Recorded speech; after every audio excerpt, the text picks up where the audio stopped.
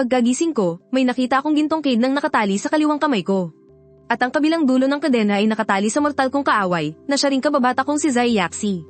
Hindi ako nagdalawang isip, agad kong hinayla patayo ang babae. Hoy, tanga, anong ginagawa mo? Ang lakas ng loob mong matulog sa kama ko. Mukhang hindi naman inaantok si Zai Yaxi. Ni hindi nga siya mukhang gulat, bahagya lang siyang umisi. Nakangiti siyang tumingin sa akin. Itinaas ko ang kaliwang pulsuhan ko. Ano to? Tanggalin mo to, bilis. Ipinakita ko sa kanya ang gintong kadena. Biglang naging emosyonal si Zai Yaxi. Gusto mo na namang hanapin si Yuan Tian, ano? Huwag ka nang umasa. Hinding-hindi mo na siya makikita habang nabubuhay ka. Napakamot ako sa ulo at nagtanong, sino ba yung Yuan something Tian na yan? At bakit ko naman siya hahanapin? Ngayon, si Zai Yaxi naman ang natigilan. Pero isang segundo lang yun. Mabilis niyang naalala ang mga ginawa ko dati. Nang makita kong hindi siya sumasagot, pinagmasdan ko na lang muna ang paligid.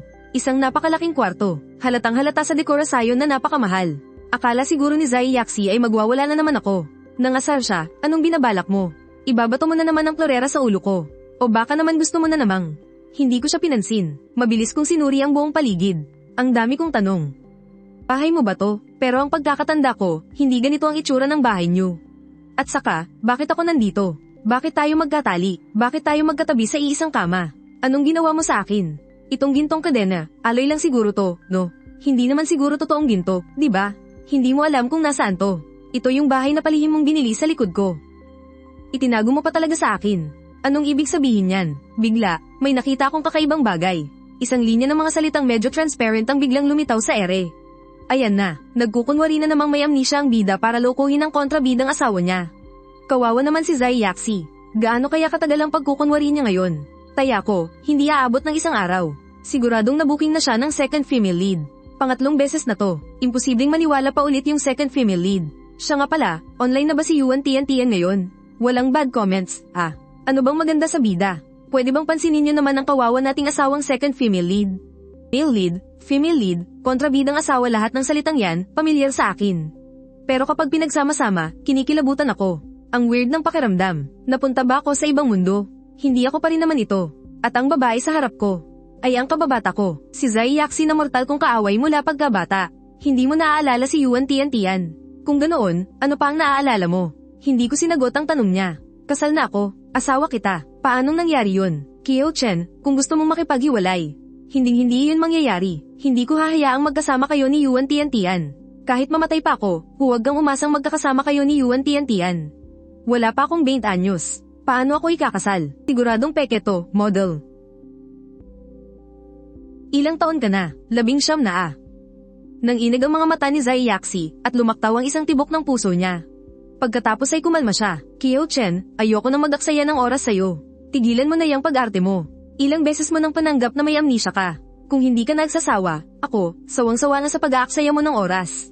Huwag mo nang hanapin si Yuan Tian. Hindi ka niya mahal. Amnesia. Wala akong amnesia. Kahapon lang, tumakbo ako sa 800 metrong karera sa sports meet. Nanalo pa nga ako ng unang pwesto, tapos na-spray ng pa ako noong nagyayabang ako sa'yo. Pero sa sitwasyon ngayon parang may mga bagay nga na hindi ko matandaan. Habang nakikinig si Zai Yaxi, lalong sumama ang itsura ng mukha niya, at hindi niya inaalis ang titig sa akin. Nakilala ni Chen si Yuan Tian hindi nagtagal pagkatapos nun. Kung totoong may amnesia si Chen, normal lang na sabihin niyang hindi niya kilala si Yuan Tian. At hindi siya 19 na taong gulang ngayong taon. Ikaw ay 26 na taong gulang na, at 4 na taon na tayong kasal. 4 na taon, buong 4 na taon, hindi ako naniniwala, sigurado akong 19 pa lang ako. At saka, paanong nangyaring nagpakasal ako sa'yo?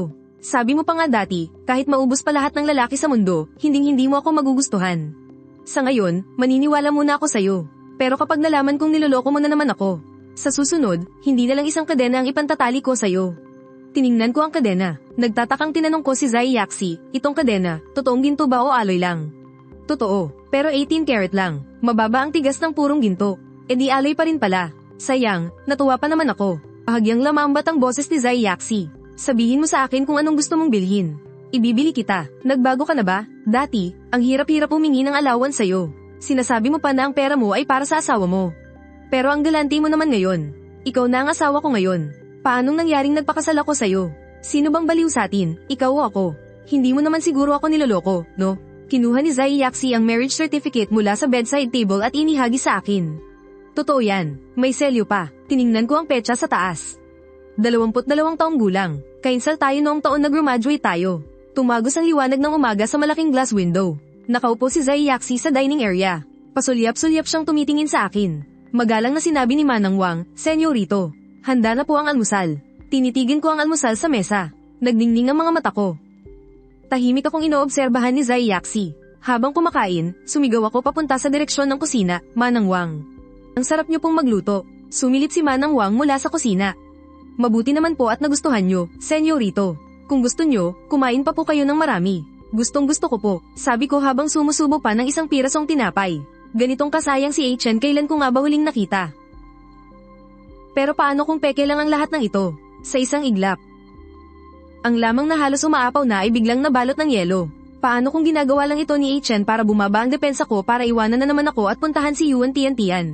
Bibigyan ko si HN ng pagkakataon. Maghihintay ako, magmamasid, at saka huhusga. Ang isiping ito ay parang isang makamandag na ahas na pumupulupot sa puso ni Zai Yaxi. Inilapag niya ang tasa ng kape kung sinusubukan akong linlangin ni HN. Yung espesyal na gintong hawla sa basement, matagal nang walang nakatira. Hindi ko alintana na ibalik si HN doon. Bigla akong nagsalita, "Zai Yaxi, bakit hindi ko matandaan na ganito pala kayo kay Aman dati? Hindi biro ang presyo ng villa na to, di ba? Ikaw ba ang kumita niyan? Magkano na ba ang kinita mo sa mga nakaraang taon?" Ang dating HN ay hindi kailanman nagtanong tungkol sa yaman ko. Walang pakialam sa kahit anong bagay tungkol sa akin. Si HN ay si Yuan Tian lang ang iniisip. Si Yuan Tian lang ang mahalaga sa kanya, at si Yuan Tian lang ang gusto niyang pasayahin. Huminga ng malalim si Zai Yaxi. "Mga mahigit 300 milyon. Ngayon, ang yaman ko ay aabot na sa 10 bilyon. Nanlaki ang mga mata ko nang marinig ko ang 300 milyon. Nang marinig kong may 10 bilyon siya, halos lumuwa na ang mga mata ko.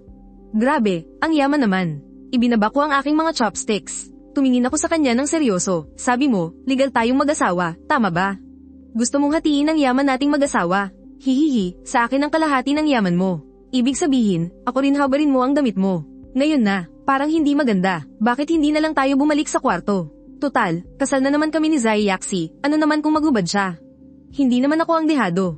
Ang ngiti ko'y abot tenga. Walang bahid ng anumang kadiliman. Nakita ni Zai Yaxi ang tuwang-tuwa kong itsura. Hindi niya mapigil ang mapahawak sa noo. Hala, baka totoong nag-a-amnesia na nga siya ngayon. Noon kasi, kahit magpanggap si HN, hindi niya maitago ang pandidiri niya sa akin. Hindi, kailangan ko pa rin mag-obserba. HN, mayroon tayong prenuptial agreement. Prenuptial agreement, kapag naghiwalay. Aalis ka nang walang-wala, agad na nagbago ang ekspresyon ko. Talagang nasira ang diskarte ko. Ay ikaw pinaghandaan mo talaga ako. Zai Yaxi, hindi ko inasahan na ganyan kang klase ng tao. Sobra mo akong binaygo. Noong kinasal tayo, ikaw mismo ang nagmungkahi niyan. Ako ang nagmungkahi. Bakit? Tanga ba ako? Para magpanggap na marangal, pati pera tinanggihan. Kasi ang HN noon, ay hindi naman talaga gustong magpakasal sa akin. Si HN noon ay sobrang nasaktan lang ni Yuan Tian. Kaya napilitan siyang pumayag na pakasalan ako. Si HN din ang nagpumilit na pumirma sa prenuptial agreement. Paulit-ulit niyang sinabi sa akin na peking mag-asawa lang tayo. Paano ba tayo ikinasal? At sino ba talaga si Yuan Tian? Patuloy kong tanong. Habang tinatanong ko ito, muli kong tiningnan ang mga lumulutang na comment. "Hobby HN, si Yuan Tian ang asawa mo, no?" "Excuse me, ang asawa niya ay si Zai Yaxi, at legal pa. Sina Wifey Zixi at Hobby HN ang tunay na meant to be. Lalabanan ko kayong lahat na gustong manalo ang second female lead.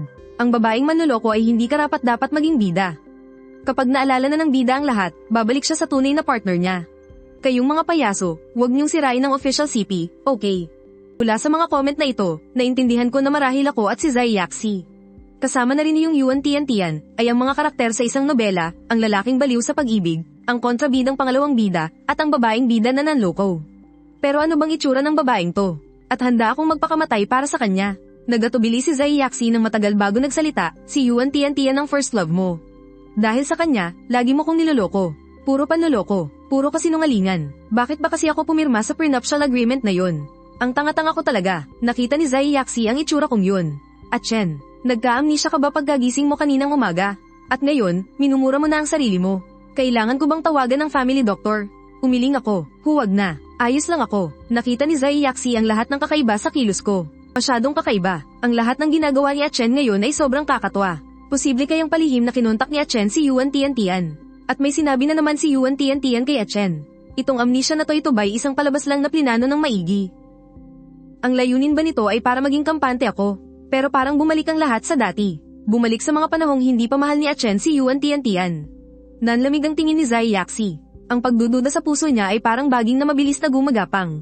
Katatapos lang kumain ni Zai Yaxi ng almusal. May trabaho pa siyang kailangang asikasuhin sa kumpanya at palabas na sana siya.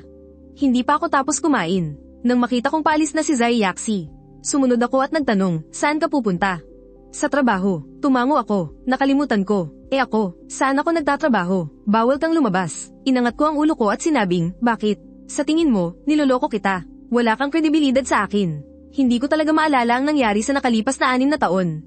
Kahit yang si Yuan o Tian, hindi ko na maalala kung sino siya. Ano pa bang magagawa ko? Dahil nakalimutan mo na, manatili ka na lang dito sa bahay ng tahimik.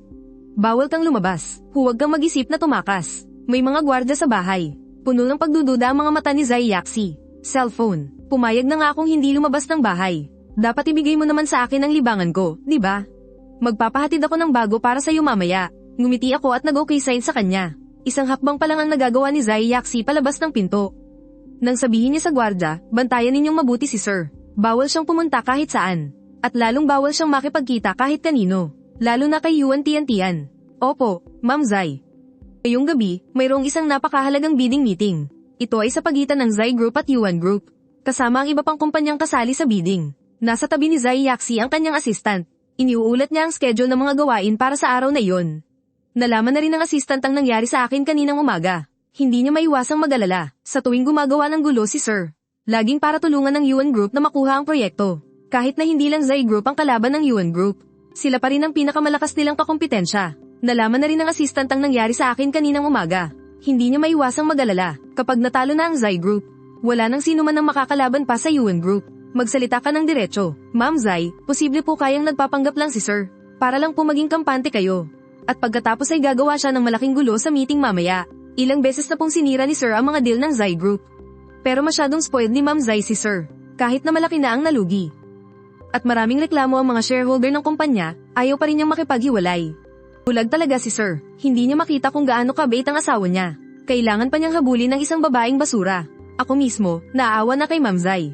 Kung ganyan nga po ang sitwasyon, dapat maghanda na kayo ng backup plan. Kahit anong mangyari, kailangan nating makuha ang proyektong to.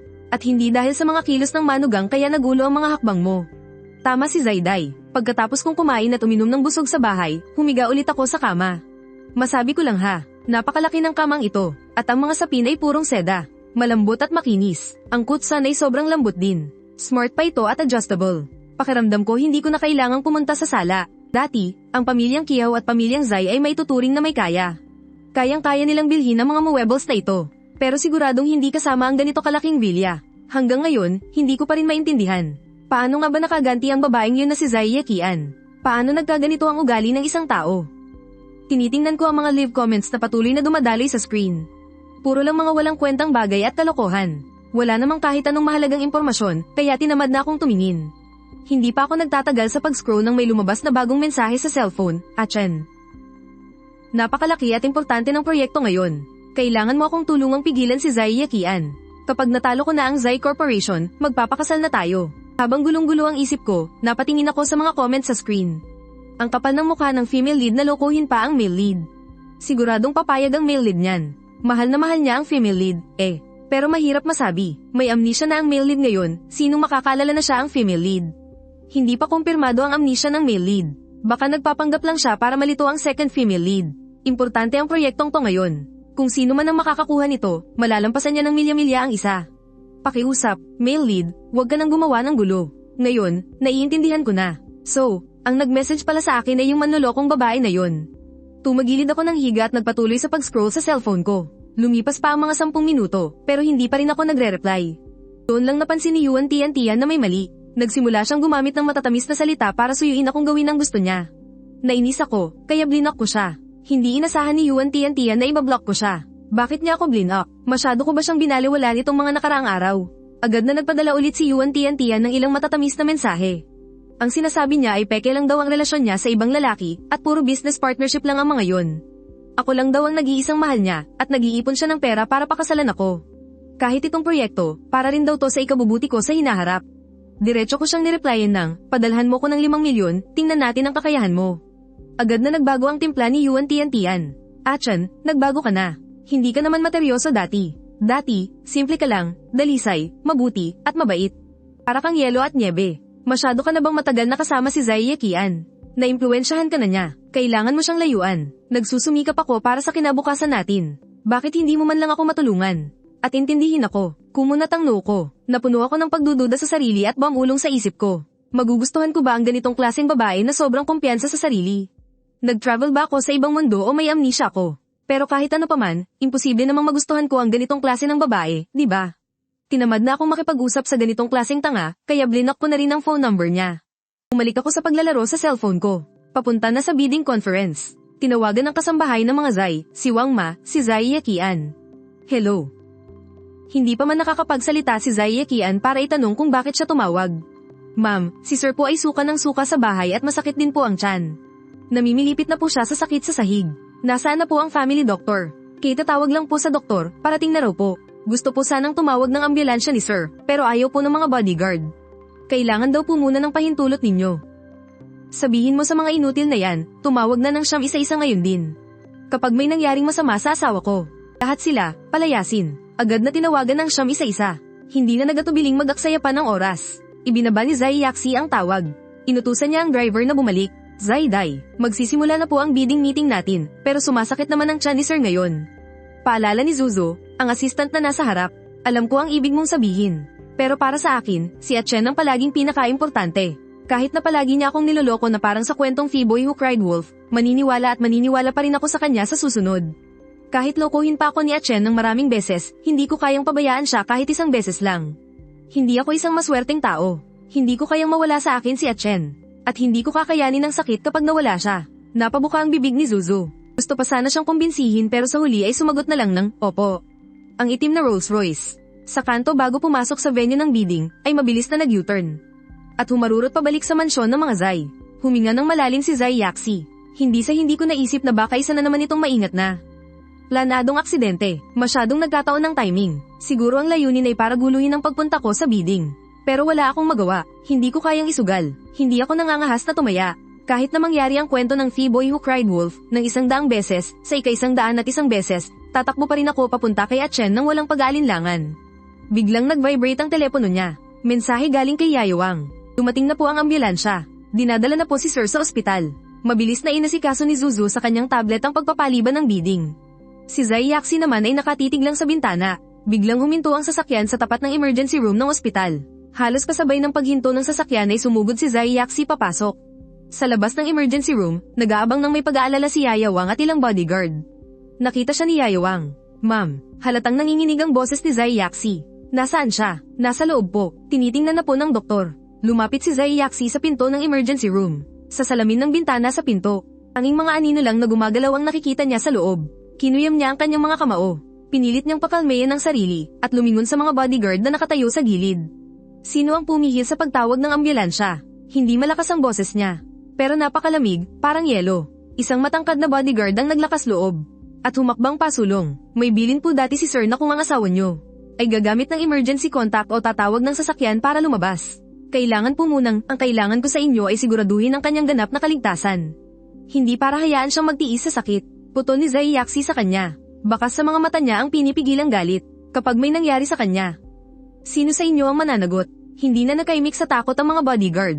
Hindi na sila nang ahas pang sumagot. Sa mga sandaling iyon, bumukas ang pinto ng emergency room. Lumabas ang isang doktor at agad siyang sinalubong ni Zai Yaxi. Dok, kumusta po ang asawa ko? Acute gastroenteritis. Masyadong payat ang pasyente. Madalas, konti lang ang kinakain niya. Sa pagkakataong ito, bigla siyang kumain ng napakarami, kaya masyadong nabigatan ang tiyan niya. Nagdulot ito ng matinding pulikat at pagsusuka. Nabigyan na siya ng gamot. Ngayon, humupa na ang sakit. Nakadextrose siya at inoobserbahan. Walang dapat ipag-alala. Huwag kang mag-alala. Ang mabigat niyang dibdib ay sa wakas gamon, ngunit kasunod nito ay isang pakiramdam ng panghihina. Pero higit sa lahat, nakahinga siya ng maluwag dahil sa pasasalamat. Salamat po, Dok. Pwede ko na po ba siyang makita sa loob? Pwede. Kailangan ng pasyente na magpahinga ngayon. Pakiusap, manatiling tahimik. Umango si Zai Yaxi at dahan-daang itinulak ang pinto para pumasok. Sa kama, nakapikit ako, at medyo mapatla pa rin ang mukha ko. May karayom sa likod ng kamay ko, at dahan-daang tumutulo ang malinaw na gamot. Nang marinig ko ang mga yabag, bahagyang nanginag ang mga pilikmata ko. Nang makita kong siya yun, may dumaang napakabilis at komplikadong emosyon sa mga mata ko. Parang pagkagulat, pero parang may iba pa. Agad itong natabunan ng panghihina. Di ba May? Importante kang meeting. Medyo paus ang boses ko. Isang hindi mahahalatang kislap ang dumaan sa madilim na mga mata ni Zai Yaxi. Malambing siyang nagtanong, paano mo nalaman? Naghihinala na ang second female lead sa male lead. Posibleng sinadya niyang paalisin ito sa bidding. Handa na ang second female lead.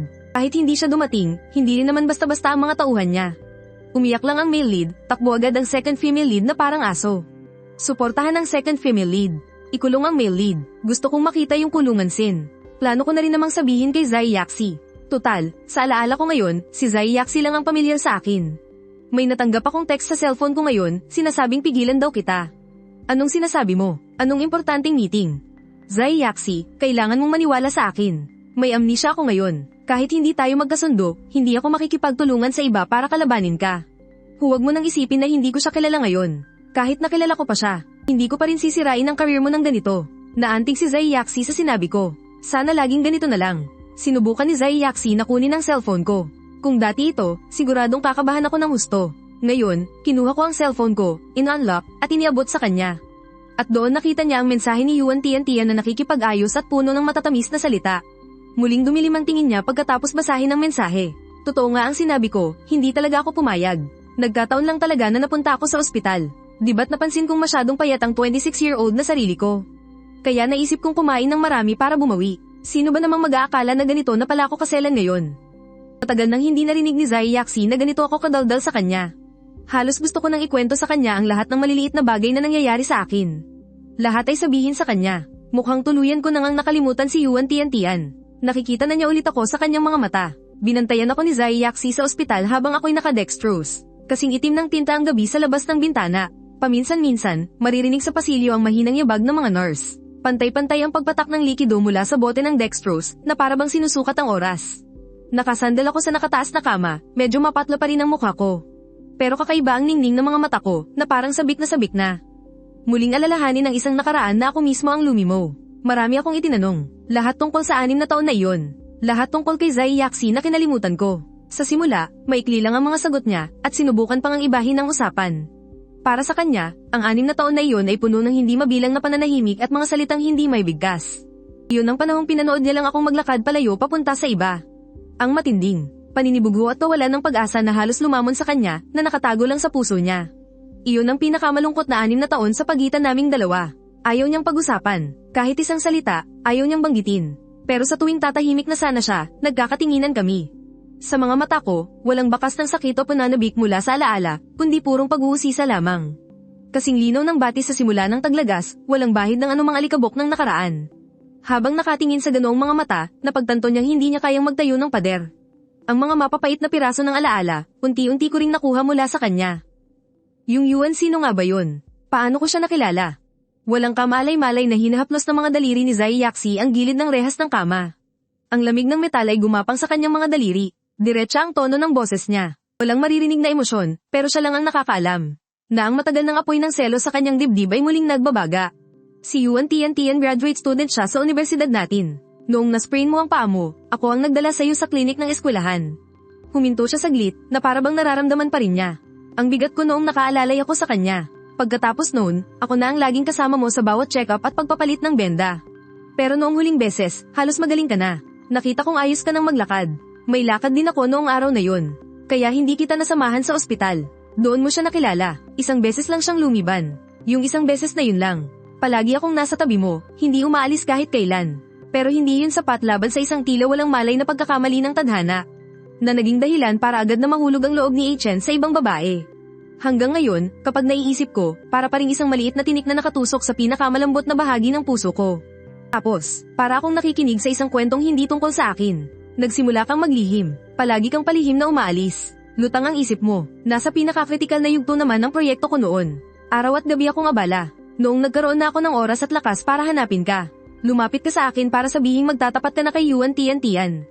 Sandaling tumahimik ang silid, tanging mahinang tunog lang ng mga aparato ang maririnig. E paano tayo nagpakasal? Dahan-dahang kumunat ang no ko. Muli kong itinanong ang bagay na bumabagabag sa isip ko. Mula pa kaninang umaga nang magising ako. Hindi nagtagal, nalaman mo. Na hindi lang sa'yo nakikipaglandian si Yuan Tiantian. At ang mas mahalaga, matagal na siyang may fiancé na inayos ng pamilya niya. Sa sobrang galit mo, niyaya mo akong magpakasal agad. Para kang isang tutang inabandona noon. Naawa ako, kaya pumayag ako. Nagsinungaling si Zai Yaxi. Ang totoo, iyon ang bagay na matagal na niyang hinahangad pero hindi niya makuha. Noong panahong nagsisisi siya ng husto, binigyan ko siya ng pagkakataon. Ako yung kabit, tapos kinabitan din ako. Bigla akong napaupo mula sa pagkakasandal, biglang tumaas ang boses ko sa gulat at galit.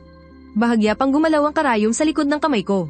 Nang masabi ko iyon, hindi muna ako makapaniwala. Pagkatapos ay isang pakiramdam ng kabaliwan ng bumalat sa akin, hindi ko na alam kung anong ekspresyon ang gagawin ko. Tinanong ko si Zai Yaxi tungkol sa nangyari sa nakalipas na 6 na taon. Gusto kong marinig ang sagot niya. Mas gusto kong malaman kung ano ang sasabihin ng mga comment. Ang bida kasing lalaki at babae ay love at first sight daw. Ang childhood sweetheart ay hindi mananalo sa bigla na lang sumulpot na second lead. Hindi kawalan ng pagkatalo. Peke naman ang traito ng bida sa lahat ng tao. Sa bida lang siya totoo. Kung kani-kanino lumalandi ang babaeng yun. Ilang beses nang nag-breakdown ng bida para sa kanya. Si Yuan Tiantian, bilang tagapagmana ng pamilya Yuan. Ang daming anak sa labas ng tatay niya, kaya natural lang na kailangan niya munang hawakan ng kapangyarihan.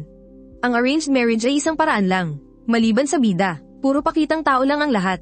Isang malaking palabas. Paano niya tinapos? Kinansela ang kasunduan sa kasal. Sumama siya sa bida. Noong binabash sa internet ang bida at tinatawag na kabit. Nagtago na naman siya. Pag-ibig ba ang tawag dyan? Walang katapusan ng bangayan sa mga comment. Nakikinig ako sa maikli, pero punong-puno ng impormasyon na salaysay ni Zai Yaxi tungkol sa nakalipas na 6 na taon ni Yuan Tiantian. Dahan-dahang nabuo sa isip ko ang kompletong larawan. Sa huli, isa lang pala itong gasgas at masakit na kwento. Napakalaki ng ambisyon niya, gusto niyang makuha ang kapangyarihan ng pamilya, pero hindi niya rin kayang bitawan ang nararamdaman niya. Kaya habang sinusuyo niya ako ng mga pangako ng tunay na pag-ibig, pinapanatili niya ang engagement sa babaeng makakapagbigay sa kanya ng benepisyo. Pinagsasabay niya ang lahat, hanggang sa mabisto ang lahat. Ako ang samalo sa lahat ng sisi, habang yung taong nagsabing mahal niya ako. Ay hindi man lang ako kaagad na pinagtanggol. Ang kwentong to, parang luma at gasgas na romance novel lang. Hindi ko talaga maintindihan, ganoon ba talaga ako katanga? Hindi talaga ako ganito. Paano ako naging ganito katanga? Sa wakas, naubos na rin ang laman ng bote ng dextrose. Makakaalis na rin ako sa ospital na ito na amoy disinfectant. Nakatitig ang mga mata ko sa Rolls Royce na yun, paulit-ulit na nalalaki ang mga mata ko sa pagkamangha. Ang astig ng kotse mo. Dahan-dahan kong hinaplos ng mga daliri ko ang makinis na pinto. 28 milyon. Bigla akong napalingon. May bahid ng panghihinayang at lungkot sa tono ko. Kung hindi ko lang sana nakilala yung Yuan Tiantian na yan noon. Di ba sana naging matagumpay din ako sa pagnenegosyo? Tapos bibili ako ng sarili kong mansyon at magarang kotse gamit ang sarili kong pagsisikap. Huminto ako sandali, at bahagyang itinaas ang aking baba. Medyo pikin kong naisip na kaya ko ring mag-alaga ng babaeng modelo o kung ano pa. Mag-alaga ng ano, wala kang pakialam. Mag-aalaga ako ng babaeng modelo. 6 na taon ng kabataan ko ang nawala ng walang dahilan. 6 na taon, ni hindi man lang ako nakahawak ng kamay ng lalaki ng maayos. Pagkagising ko, sayo na agad ako nakatali. Anong masama kung gusto kong mag-alaga ng babaeng modelo? Gagawin ko yun. Noong naka-dextrose ako, matagal nang naglaho ang sandaling yun ng paglalamang. Sa pagharap kay Zai Yaxi, bumalik na naman ako sa dati naming paraan ng pakikitungo, sinasabi kung ano man ang gusto kong sabihin. Walang anumang pag-aalinlangan, sakay na, uwi na tayo. Sinadya kong lagpasan siya at diretsyong binuksan ng pinto sa likod. Sumakay ako at umupo, na parabang ginagawa ko siyang personal na driver. Habang tinitingnan ni Zai Yaxi ang isip bata pero buhay na buhay kong itsura, muling bumalik sa kanya ang pamilyar na pakiramdam na iyon. Hindi niya napigil ang mapangiti, binuksan niya ang pinto sa likod. Pilit niya akong hinihila palabas. Bihira kong makita ang ganitong pagkaisip bata ni Zai Yaxi. Kaya nagpatangay na lang ako sa kanya at hinayaan siyang isiksik ako sa passenger seat. Talagang ginagawa mo akong tsuper, ang maging tsuper para sa akin. Dapat ka nang matuwa dyan. Hindi na nagsalita pa si Zai Yaxi. Tahimik na dumaos-dos ang Rolls Royce sa gabi, patungo sa mansyon ng mga Zai. Pagdating sa tapat ng bahay, nagpaiwan ako sa passenger seat. Hinayaan ko lang si Zai Yaxi na parang batang hilahin ako. Ang mga katulong na naghihintay sa gate ng mansyon ng mga Zai. Kailan ba nila nakita ang senyorita at senyorito sa ganito kalapit na sitwasyon? Dati-rati, kung hindi sila nagtitinginan ng masama, ay matindi silang nag-aaway. Pero ngayon, parabang nagbago sila. Yung isa naglalambing. Mukhang sa wakas, nagkakamabutihan na rin ang mag-asawa. Inakbayan ako ni Zai Yaxi habang tinatahak namin ang pasilyo. Dumiretso kami sa master bedroom at pinaupo niya ako sa kama. Namula ang mukha niya sa hiya. Natigilan ako sa hindi inaasahang paglalamang niya.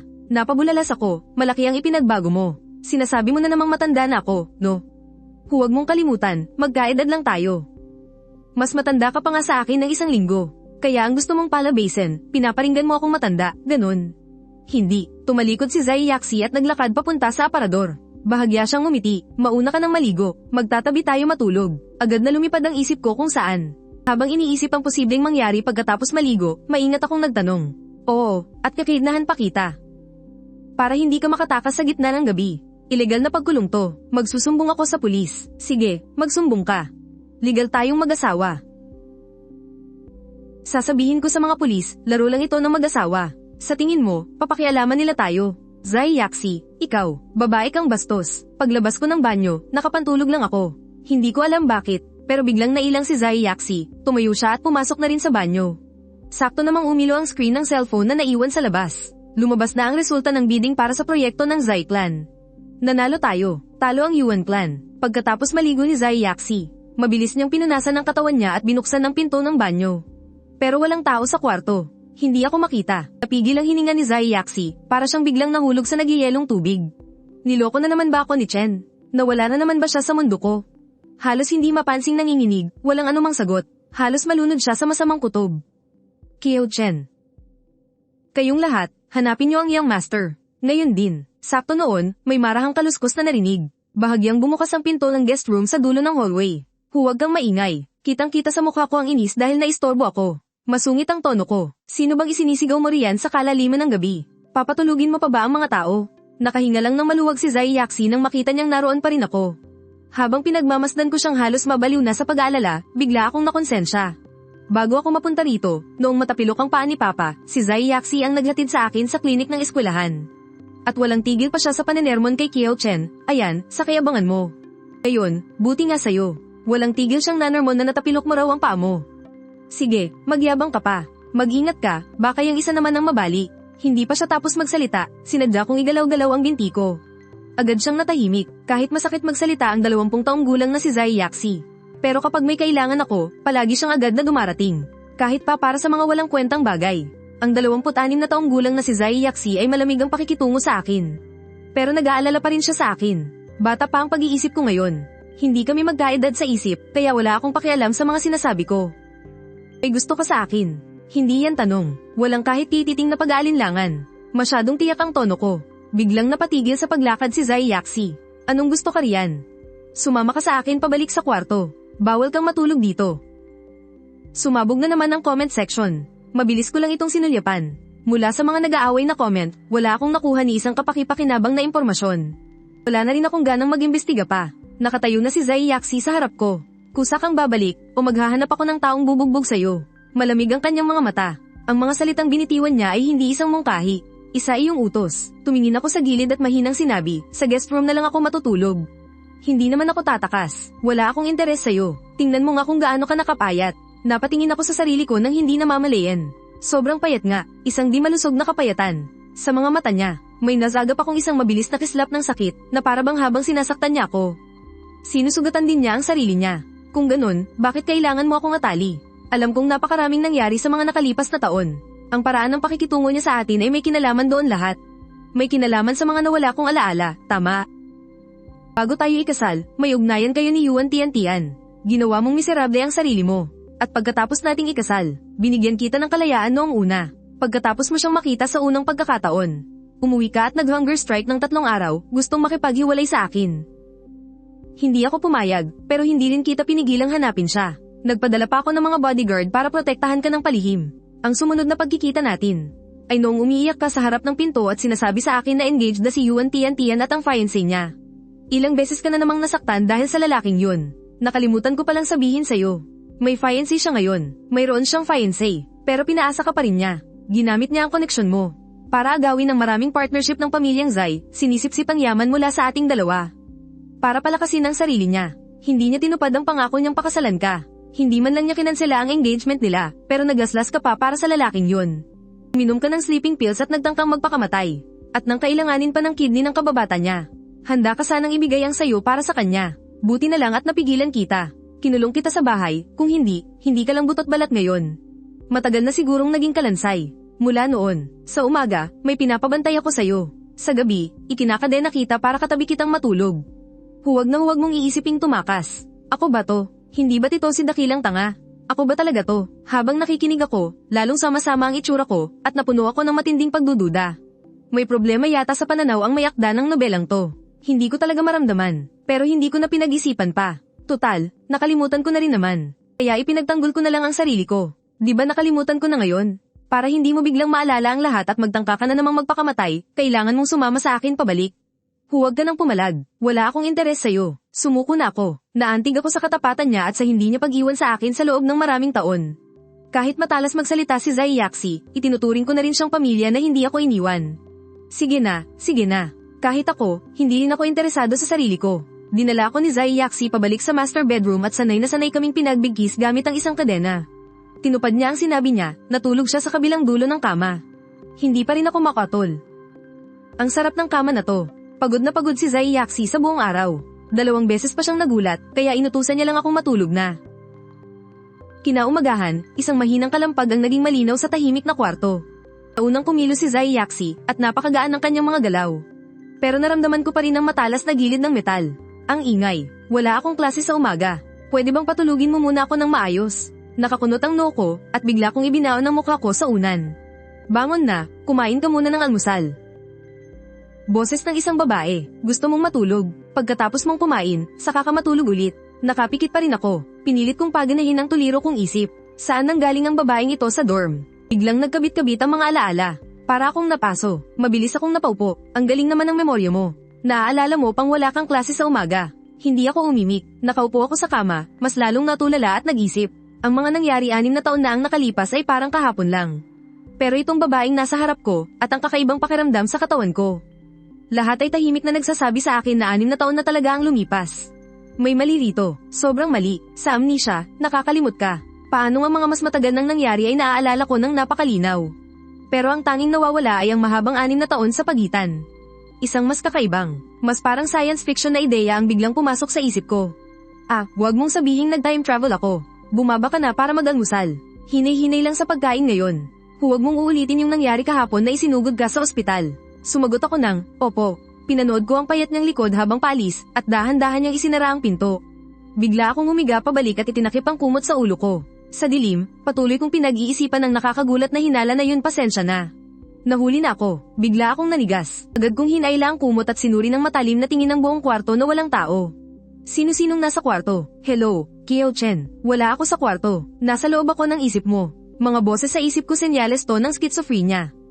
Hindi na ako mapakali. Hinawi ko ang kumot at tumalon mula sa kama. Nakatapak akong tumakbo palabas ng kwarto. Hawak-hawak ang ulo ko habang bumababa ng hagdan. Sa pag-aakalang may iwan ko ang kakaibang boses na yun si Zai Yaxi na nag-aalmusal noon sa dining room. Ay narinig ang sigaw kong puno ng takot. Agad niyang binitiwan ng kubyertos at tumakbo papunta sa hagdanan. Ilang hakbang palang paakyat, nabangga na niya ako. Anong nangyari? Mabilis na dumaan ang tingin niya sa namumutla kong mukha.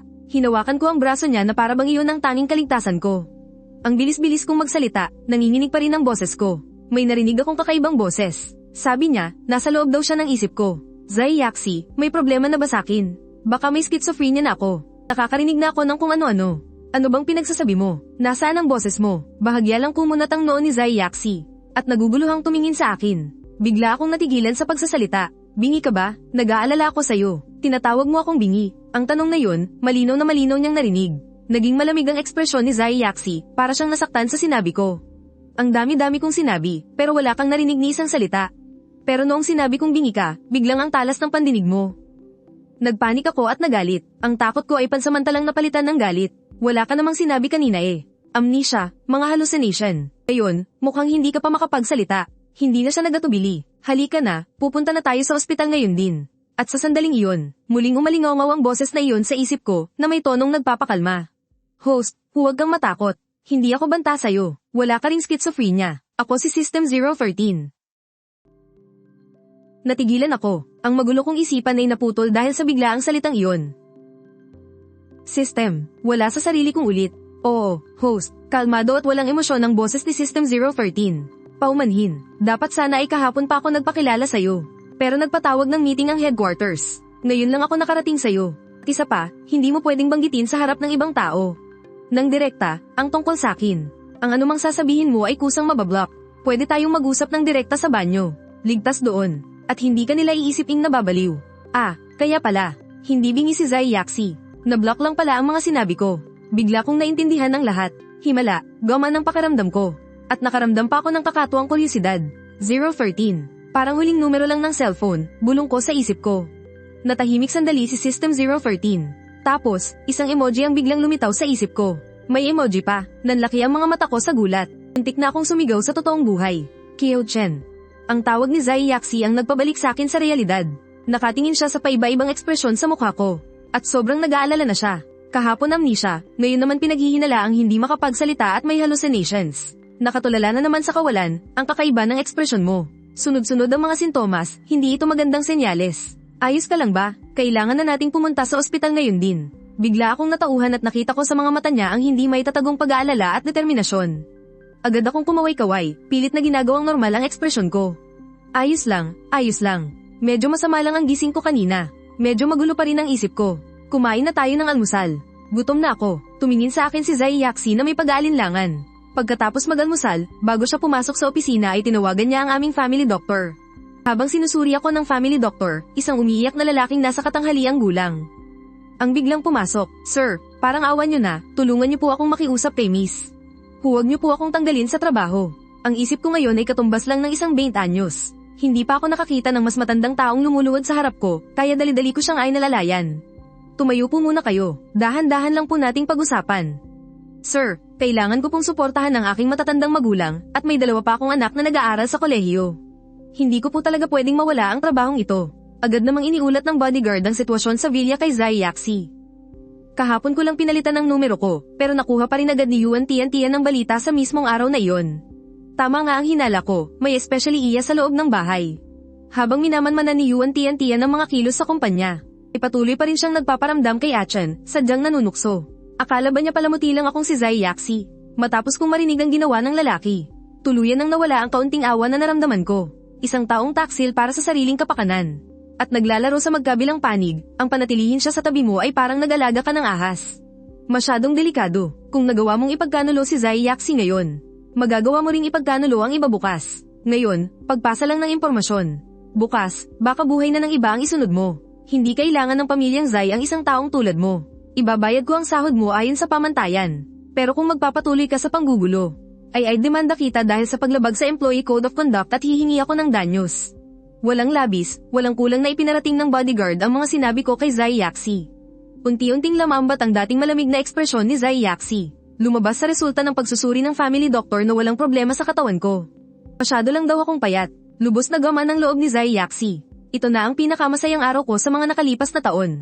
Sana lang ay mas tumagal pa ang pagpapanggap ni Achan na may amnesia siya.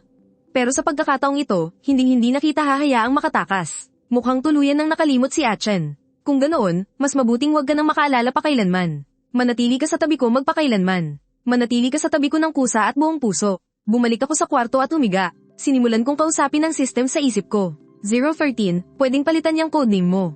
Baka isipin pa ng hindi nakakaalam na may dumating na delivery. Pwede po, ano po ang gusto ninyong itawag sa akin? Huwag mo na akong ay po, pakiramdam ko ang bata ko pa. Yang paraan mo ng pananalita, pwede bang ayusin ng kaunti? Masyadong malamig, parang yelo. Sige po, lahat ay maaaring i-adjust. Ano po sa tingin ninyo kung magiging mas masigla at palakaibigan ng tono? Sige, basta wag lang masyadong parang robot. Kasi kung hindi, wala talaga akong ganang makipag-usap. Tungkol naman sa pangalan ipaliwanag mo muna kung ano-ano ang mga function mo. Galing ako sa departamento ng mga male protagonist. Ang pangunahing misyon ko ay iligtas ang male protagonist. Sa madaling salita, nandito ako para tulungan ka. Ano naman sa akin ang kailangang iligtas? Ang pagkulong ba sa akin ni Zai Yaxi, o ang pananakit sa akin ni Yuan Tian? Host, may kailangan muna akong sabihin sa'yo. Kailangan mong ihanda ang sarili mo. Ang mundong ginagalawan natin ay isa lang palang nobela. Alam ko yan. Paano mo nalaman? Imposible. Kara-rating ko lang. Wala pa nga akong sinasabi. Sinabi ba sa'yo ng ibang mga karakter? Sinabi lang nila, naniwala ka na agad? Teka, hindi may gusto ka bang sabihin? Nakikita ko kasi yung mga live comments. Bug ba to ng system nyo? Nagkamali kami. Kara-rating ko lang kahapon, bigla akong pinatawag sa isang meeting. Hindi ko sinasadyang ma-activate yung comment function. Kaya pala naintindihan mo na ang mundo dahil sa mga comment hindi naman. Buong araw, kung hindi sila naglalaro ng baraha, nag-aaway naman sila. Konti lang ang nakukuha kong importanteng impormasyon. Ang alam ko lang, masyado akong marupok pagdating sa pag-ibig, si Zai Yaxi ang second female lead at siya rin ang kontrabida. Tapos mayroon pang female lead na adik sa pangangaliwa, at hindi mo pwedeng sabihin yan sa sarili mo. Dapat maging confident ang male lead. Dapat malakas. Ang mundong ito ay nilikha para sa'yo. Yung female lead at second female lead, dapat lang talagang punahin ng husto. Sigurado ka bang ako ang sentro ng mundo? Bakit lahat ng resources, koneksyon, at benepisyo, napupunta lahat sa female lead? Ang payat-payat ko pa ngayon. Kahit ako, nandidiri na sa mga buto ko. Kasi isa itong napakatandang nobela. Noong mga panahong yun, uso pa yung mga kwentong puro paakit sa katawan, sa damdamin, at pagkasira ng pamilya. Pero ngayon, hindi na uso ang ganitong estilo. Paulit-ulit lang na umiikot ang mundo ng nobela. Pero sa mga huling cycle, unti-unting lumihis sa landas ang maliit na mundong ito. Lalo na noong huli, pagkatapos maging masama ng second female lead, pinatay niya ang female lead. Pagkatapos, nagpakamatay siya sa harap ng puntod mo. Namatay lahat ng pangunahing karakter. Nag-reboot ang mundo. Sa cycle na ito, naging abnormal na naman ang mga kilos ng second female lead. Teka, anong sabi mo? Namatay ako. Hindi ba ako yung male lead? Paano ako namatay? Sino ba talaga ang sentro ng mundong to? Yung female lead, tunay na anak ng author. Tapos yung male lead, ampun lang, no? Bakit kailangan kong mamatay? Talaga bang kailangan kong mamatay? Bago ako mamatay, isasama ko muna yung mukhang perang si Yuan Tian. BZZZT System 013, may na-detect na chaos alert. Host, kumalma ka lang. Nandito kami, ang system, para tulungan ka. Tulungan kang maabot ang happy ending mo. Kung ang gusto nyo ay itama ang original na kwento at bigyan kami ni Yuan Tian ng napakagandang ending. Mas gugustuhin ko pang saksakin siya ngayon din. Sino bang niloloko ng ganyang ending? Kung sino man ang may gusto sa ganyang babae, edi siya na ang makasama niya habang buhay. Alma lang, mataas ang authority ng male lead department. At saka, hindi na uso yung mga dating style ngayon. Pwede mong pagdesisyonan ang sarili mong ending. Pwede mong piliin na ang second female lead ang makatuluyan mo. Pwede ka ring pumili ng no love interest route kung saan ikaw lang ang bida. Oh, yan, mas maganda yan. Gusto kong magkaroon ng masaya at kumpletong happy ending. Kung ganun, tatawagin kitang Runyan, ayos ba? Sige, host, ang goal natin ay isang masaya at kumpletong buhay. Sana maging maayos ang pagtutulungan natin. Teka, hindi mo pa sinasabi kung ano ang mga function mo.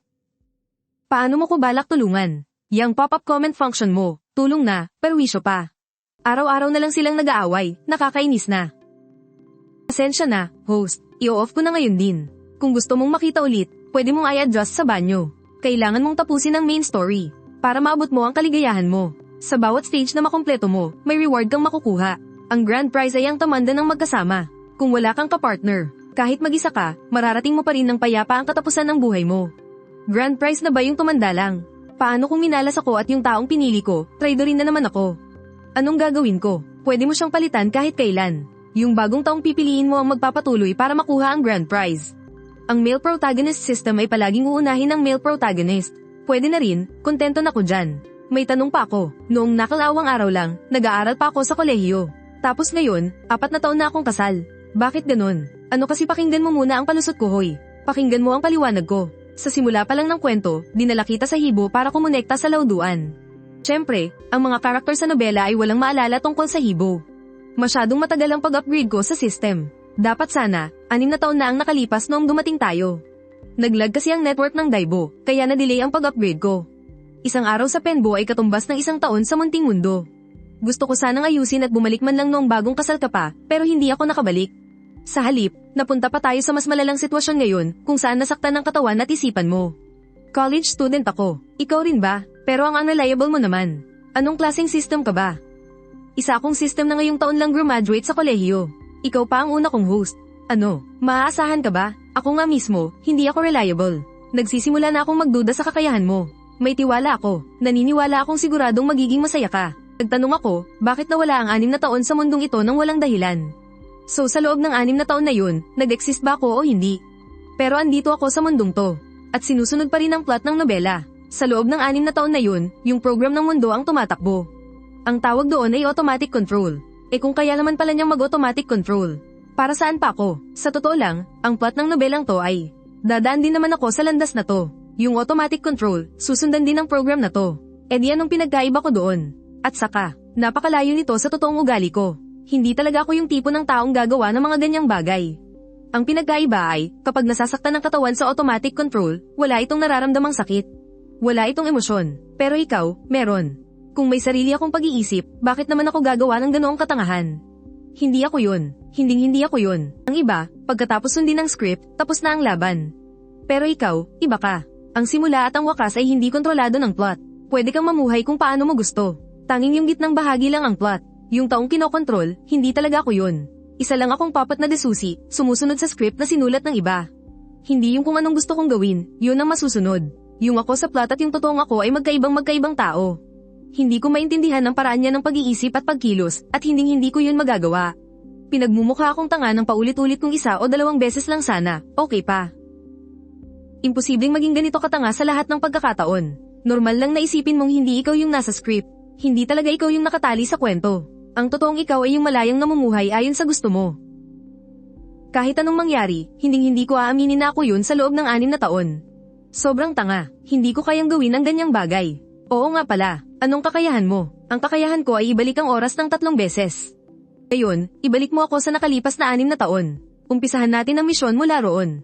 Ang pag-rewind ng oras ay para lang sa maikling panahon. Sige, itabi muna natin ang skill na to. Ano ang reward sa bawat yugto ng main quest? Sabi mo, ito ang main quest. Ibig sabihin, bukod sa main quest, may mga side quest din, tama ba?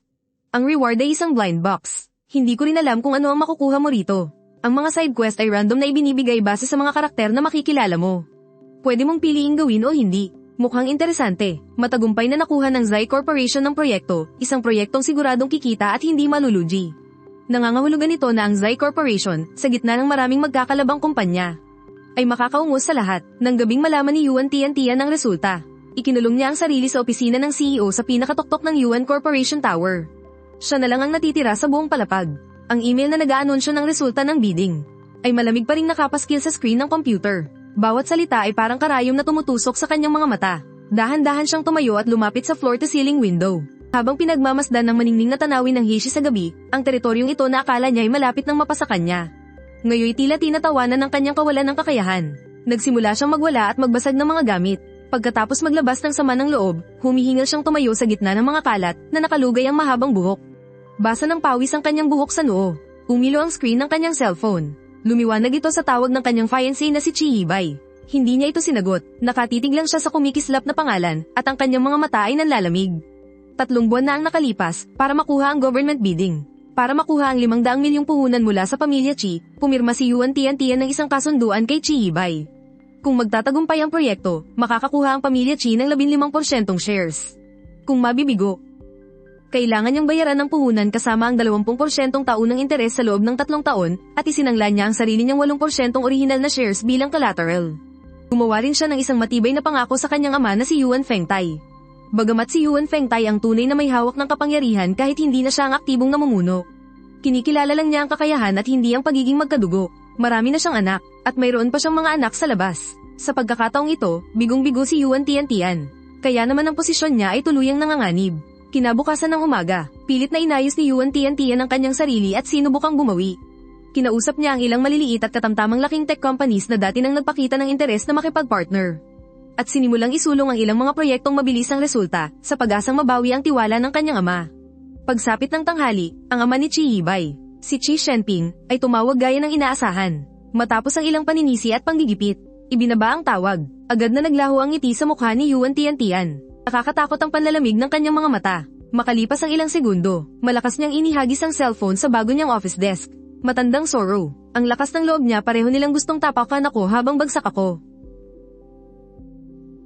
Naging masabala si Zai Yaxi matapos makuha ang proyekto ng gobyerno. Ngunit gaano man siya kaabala, agad niyang tinitingnan ang mga mensaheng ipinapadala ng bodyguard kada oras tungkol sa kalagayan ko sa bahay. 3 oras na, hindi pa rin ako lumalabas ng kwarto, model. Si Zai Yaxi ang laging pinakamasikaso sa akin, kaya hindi ako mapakali. Naramdaman niyang may mali. Kapag tahimik ang bata, siguradong may ginagawang kalokohan. Inutusan niya ang bodyguard na kumatok sa pinto. Pumunta ka sa villa at tingnan mo kung anong ginagawa ng Young Master. Young Master, nasa loob po ba kayo? Nagja-games lang ako. Anong kailangan nyo? Nasa loob po at naglalaro ng game si Young Master. Walang problema. Nang marinig ni Zai Yaxi na ayos lang ako, sa wakas ay nakahinga na rin siya ng maluwag. Sa mga sumunod na araw, nagtatrabaho si Zai Yaxi sa kumpanya habang ako ay patuloy na naglalaro sa bahay. Sa mga panahong iyon, sinubukan kong lumabas pero lahat ay tinanggihan ni Zai Yaxi. Sa gabi, magkatali kaming dalawa sa isang gintong kadena, nakahiga sa magkabilang dulo ng malaking kama. Mahigit 1 metro ang layo namin. Ang tanging abala lang ay, para mabilis akong tumaba, ilang beses akong kumakain sa isang araw. Kumakain at umiinom din ako bago matulog, kaya sa gabi ay nagigising ko si Zai Yaxi kapag pupunta ako sa banyo. Dahil nagigising si Zai Yaxi sa kalagitnaan ng gabi, lalong sumama ang kalidad ng tulog niya. Paglipas ng ilang panahon, palihim ng kumalat sa kumpanya ng mga Zai ang chismis tungkol sa akin. Sinasabing pinahihirapan ko raw ng husto ang kanilang cold at dominanteng young lady. Gusto namang makuha muli ni Yuan Tiantian ng tiwala ng kanyang ama. Kaya abala siya sa pakikipagtulungan sa mga maliliit na kumpanya. Noong una, galit na galit siya dahil minura ko siya at na-blacklist sa bidding conference. Pero naisip niyang sa huli, sumunod pa rin ako at nahadlangan si Zai Yaxi na makapasok. Dahil sa takbo ng negosyo, kumbinsido siyang may nararamdaman pa rin ako para sa kanya. Nagtatampo lang daw ako. Ang kaso, walang silbi ang mga tauhan niya. Kahit hindi nakapunta si Zai Yaxi, natalo pa rin sila sa proyekto. Nang malaman niyang ginawa ko iyon para matulungan siyang ma-ospital, nagpadala siya ng mensahe para kumustahin ako. Hindi ako sumagot. Inakala niyang pinipigilan ng kalayaan ko kaya hindi ako makasagot. Kaya nagpadala siya ng ilang text sa luma kong numero para gawing ebidensya sa hinaharap. Kalahating buwan na ako sa mundong ito. Ang paunang pananabik ay matagal nang nawala dahil sa ganitong pagkukulong. Araw-araw, ang bumubungad sa akin ay itong marangyang ngunit malamig na kwarto. Scroll lang ako ng scroll sa mga short video, pinapanood ng buhay ng ibang tao. Sumasakit at nangangalay na ang kasukasuan ng daliri ko. Humilata ako sa kama. Ibinato ko ang telepono sa gilid at tinawag ang system. Pwede pa bang buksan ang main at side quest ng reunion? Hindi man lang ako makakita ng ibang tao. Araw-araw akong naglalaro sa kwarto, malapit na akong magka-tendinitis. Host, bakit hindi na lang tayo tumakas? Kung tatakas ako, hindi ba't susundan lang natin ang orihinal na kwento? Yung pinagbawalan ako ni Zai Yaxi. Tapos sinubukan kong tumakas, at sinaktan ako ni Yuan Tiantian. At pagkatapos ay nahuli lang ulit ako ni Zai Yaxi. Ang hina-hina pa naman ng katawan ko. Baka sa kalagitnaan ng pagtakas, bigla na lang akong mamatay. May punto ka. Kung gayon, magpagaling ka muna. Ang katawan ng puhunan. Ano man ang misyon mo, kailangan mo ng magandang pangangatawan. Oo nga pala, tungkol sa pagpapagaling. Host, kung may babalik mo ang timbang mo sa normal, matatapos mo ang unang yugto ng misyon para sa happiness goal. Anong sabi mo? Ang pagpapagaling ng katawan ay bahagi rin ng pagkumpleto sa misyon. Oo, para sa isang masayang katapusan. Ang kalusugan ng isip at katawan ang unang hakbang. Ano ang pamantayan ng kalusugan? Kailangan man lang, pasok sa health standards ang ilang indicators mo, at wala kang ibang sakit. Host, para sa'yo, kailangan mo lang magpataba. Nagsumikap ako ng kalahating buwan at tumaas ang timbang ko ng 3 o 4 na libra. Host, ang height mo ay 188.8 centimeters.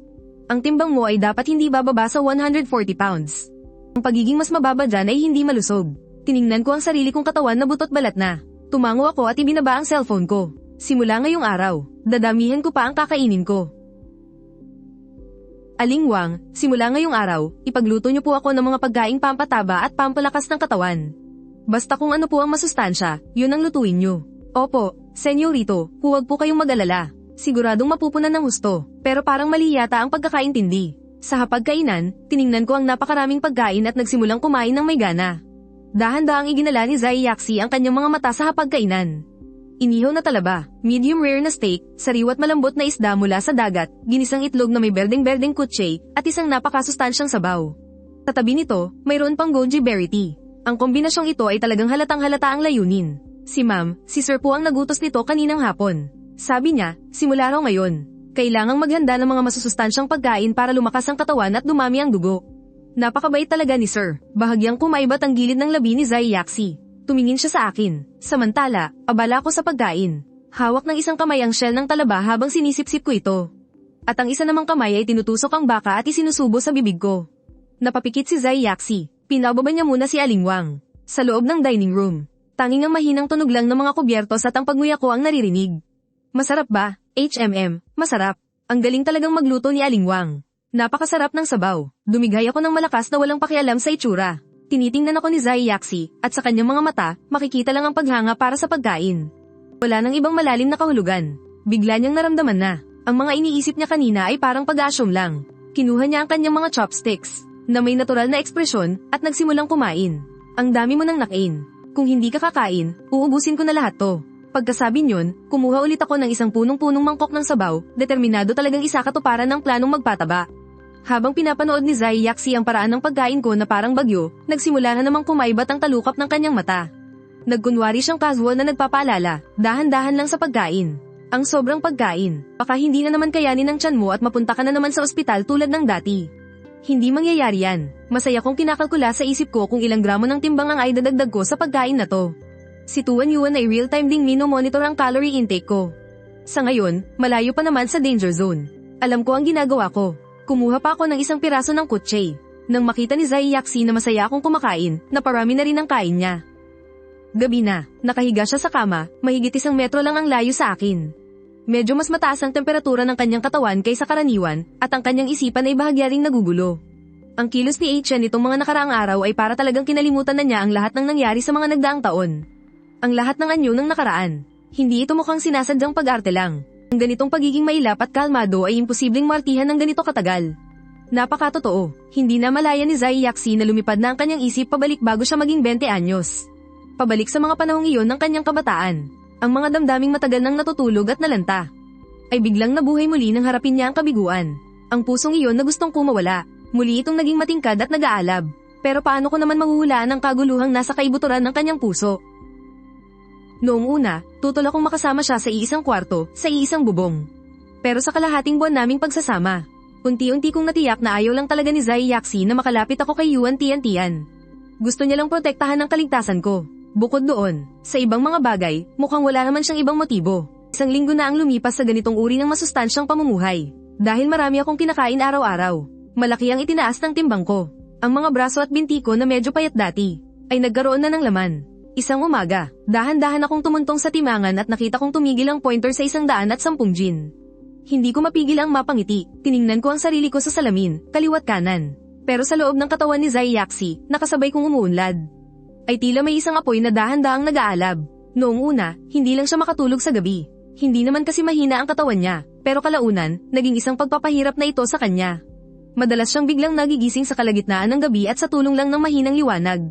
Tahimik niya akong tinititigan habang mahimbing na natutulog sa tabi niya. Wala akong kaalam-alam dito. Habang tinitingnan ng itsura kong puno ng pagtitiwala, ang init na nararamdaman niya ay nauwi na lang sa pagkawalang magawa. Hayaan na nga, dahan-dahanin na lang. Ayaw niya akong gisingin sa mahimbing kong pagkakatulog. At ayaw niya ring pilitin ang sarili na maligo ng malamig na tubig, lalong hindi niya kayang ipaliwanag sa akin. Isa na namang gabi, dumating na naman ang pamilyar na init. Mas matindi pa kaysa dati. Pinagpawisan ng noo ni Zai Yaxi. Dahan-dahan niyang inangat ang kumot, kinuha ang susi, at tinanggal ang kadena sa kanyang kamay. Inaantok akong gamulong sa gitna, at damay kitang balat ko sa braso niya. Halos patakbo siyang pumasok sa banyo, gusto niyang hugasan ng mga kakaibang naiisip niya. Paggising ko kinaumagahan, wala akong kaalam-alam sa nangyari kahapon. Gaya ng dati, bumangon ako at bumaba para kumain. Tinitingnan ako ni Zai Yaxi. At habang nakikita ang paunti-unting pagganda ng aking kutis, masayang-masaya siya. Zai Yaxi, sobrang bored na ako sa bahay. Gusto kong lumabas. Isa pa, sa tingin ko kailangan ko ng trabaho. Araw-araw na lang akong nandito sa bahay mo. Hindi pwedeng maging baboy lang ako rito. Narinig ni Zai Yaxi ang paglalarawan ko sa sarili ko. At hindi niya napigil ang mapangiti. Si Chen, tulad pa rin ng dati. Kapag galit, kahit sarili niya minumura. Alam kong ayaw mo akong palabasin. Pero mabubulok na ako rito sa bahay. Hindi na ako yung Kiao Chen na magpapakamatay para sa isang babae. Ako na yung 20 taong gulang na Kiao Chen. Gusto kong umasenso, magsisikap, magiging positibo, masayahin. Gusto ko ng trabaho. Kahit anong trabaho, pwede na. Kung hindi ko alam, pwede ko namang pag-aralan ng dahan-dahan. Ayokong alagaan mo lang ako dito sa bahay. Pakiramdam ko para akong aso't pusa. Hindi parang isang tao. Host, ang galing mo. Ito ang totoong ikaw. Talagang yung ikaw na nakakulong sa kwento. Ay hindi ang tunay na ikaw. Tingnan mo kung paano ka pinupuri sa mga comment. Gusto kong maging amo ng sarili kong buhay. Hindi kailangang maging sobrang galing. Pero dapat may karapatan akong magdesisyon para sa sarili ko na gawin ang gusto kong gawin. Ang gusto kong gawin ngayon ay magkaroon ng trabaho at makisalamuha sa lipunan. Maging independent at bumalik sa pagiging si Chen na kilala ko. Ilang taon ko nang hindi nakikita yan. Oh yeah, magiging assistant kita. Araw-araw mo kong susundan, wala nang ibang pagpipilian. Nagalit si Zai Yaxi, nakasimangot niyang sinabi, anong klaseng tingin yan? Anong ekspresyon yan? Anong ugali yan? Alam ko na, pumapayag na ako. Naiinis ako sa ideyang kasama ka ng 24 na oras araw-araw. Masaya ka na ba sa dahilan na yan? Natatakot lang naman ako na baka lokohin mo ako. Paano kung gamitin mong dahilan ng trabaho para lihim na namang makipagkita doon kay Yuan Tiantian? Tapos sa huli, magpapakamatay ka na naman, at ako pa rin ang sasagip sa'yo. Naalala ko lang yung sinabi ni Tuan Yuan dati tungkol sa nakaraang cycle, na pagkatapos niyang patayin si Yuan Tiantian ay sumama siya sa akin. Sa totoo lang, hindi ko talaga iniisip na magugustuhan ako ni Zai Yaxi. Kasi, ordinaryo lang naman ang relasyon namin. Kahit simpleng almusal lang, nagagawa pa naming pag-awayan. Sa unang 20 taon ng buhay namin, madalas mangyari ang ganito. Hindi kami makapag-usap ng hindi nag-aaway, tapos maya-maya lang, bati na ulit kami. Hindi ko talaga maisip kung bakit siya nakagawa ng ganoong desisyon. May sakit din ba si Zai Yaxen, katulad ni Yuan Tiantian? Kailangan pa bang may mamatay para maintindihan nila ang sarili nilang nararamdaman? Magsisisi sila alam ko na. Sige na, magiging assistant mo na kung yan ang gusto mo. Nang marahang huminto ang itim na sedan sa harap ng gate ng Zai Corporation. Napabagal ang lakad ng mga empleyadong dumadaan. Bumukas ang pinto ng sasakyan. Ang unang bumaba ay sila. Iyon ang laging malamig at seryosong young Miss President. Ang mga mata ng lahat ay agad na napako sa akin na nasa tabi niya. Tila walang pakialam si Zai Yaqian sa mga tingin sa paligid at dirdiretso kaming naglakad ng magkahawak kamay papunta sa exclusive elevator ng presidente. Agad na sumabog ang hindi mapigil ang bulungan. Mabilis namang kinuha ng ilang mas matatapang na empleyado ang kanilang mga cellphone. At sunod-sunod na nag-post sa Zai Corp Frontline Chismis Group Chat. Anong nangyayari, Assistant Zhu? May dinalang sobrang gwapong lalaki si President Zai, si Kiao Chen. Yung Kiao Chen na sa pagkakaalala ko ay laging nag-iistorya at si Yuan Tian lang ang nakikita. Dadalhin siya ni Zai Yaqian dito sa kumpanya. Ding, muling bumukas ang pinto ng exclusive elevator ng presidente. Naunang lumabas si Zai Yaqian. At kasunod niya, ako. Agad na umayos ng upo ang mga empleyado sa top floor. Punta ka sa opisina ko. Si Zai Yaqian, si President Zai. Agad na nag-focus si Assistant Zhu. At agad siyang sumunod. Sir, manugang ni President Zai, magandang umaga po. Ano pong may paglilingkod ko sa inyo? Bago pa man makapagsalita si Zai Yaqian, humarap na ako sa kanya. Na may kakaibang sigla, pwede mo ba akong ihanap ng pwesto? Magsisimula na akong magtrabaho dito ngayon. Namamalik dinig ba ako? Dahil kung hindi, paanong maririnig ko ang pasaway na manugang na ito ng presidente na laging nagdadala ng gulo sa kumpanya? Na nagsasabing gusto niyang magtrabaho dito.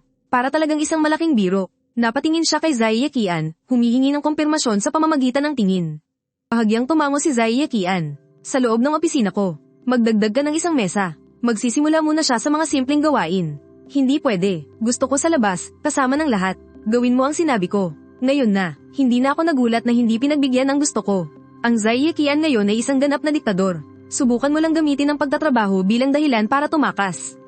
Hinding-hindi ka na makakalabas ng bahay kahit isang hakbang. Kalalabas ko lang. Nang masalubong ko ang 12-12 ng mga mata na hindi agad nakaiwas, lahat puno ng chismis. Nagkasalubong ang aming mga tingin. Agad na naging alanganin at awkward ang paligid. Pero ako, para bang nakahanap ako ng mga kakampi.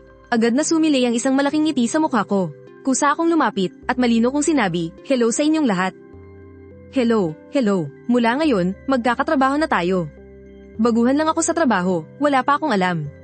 Kaya sana ay alalayan ninyo ako. Syempre po, ang bait nyo naman. Nagkunwari akong hindi ko napapansin ang mga mausisa at mapanuring tingin nila. At mabilis na nakisali sa kanilang kwentuhan. Medyo gaman na ang tensyonadong atmosphere, at hindi na napigilan ng isang empleyado ang kanyang kuryosidad. Maingat siyang nagtanong, pwedeng magtanong tungkol sa inyo ni Zaidai.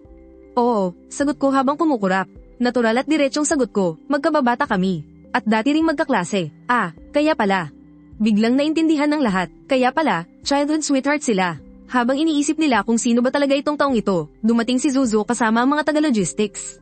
Dala-dala ang mga bagong office desk, upuan, at computer equipment. Nang makita niya akong napapaligiran sa gitna, nagtanong siya, Guy, bakit wala po kayo sa opisina ni Zaidai?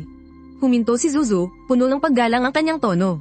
Ang dalawang salitang Guy ay parang batong inihagis sa isang tahimik na lawa, na lumikha ng malalaking alon sa puso ng bawat isa. Biglang tumahimik ang buong lugar. Ang usap-usapang Zaigay na sobrang sama raw ng relasyon kay Zaidai. Sabi na nga ba, ang lalaking laging lumalabas kasama si maaari lang na si Ginoong Zai, at si Binibining Zai. Hindi ko talaga maintindihan ang hakbang na ito. Ang hindi nila alam ay, sa likod ng espesyal na one-way glass sa opisina ng presidente, tahimik na nakatayo si Zai Yaxi. Tumatagos ang kanyang tingin sa salamin, mahigpit na nakatutok sa akin. Nag-uumapaw sa komplikado at mahirap basahing emosyon ng kanyang mga mata. Mapagsiyasat, sinusuri ako at may bahid ng pilit na tinatagong pagnanasang umangkin. Nitong mga nakaraang araw, napakamasunuri ni Chen.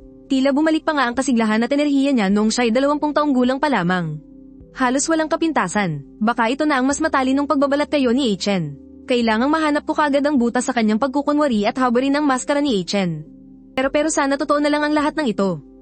Sana tumigil na lang ang oras dito. Sana si Chen ay manatiling ganito magpakailanman. Yung Chen nangingiti sa akin yung sasagot-sagot sa akin. At yung Chen natatawa na lang ng parang ewan kapag inaasar.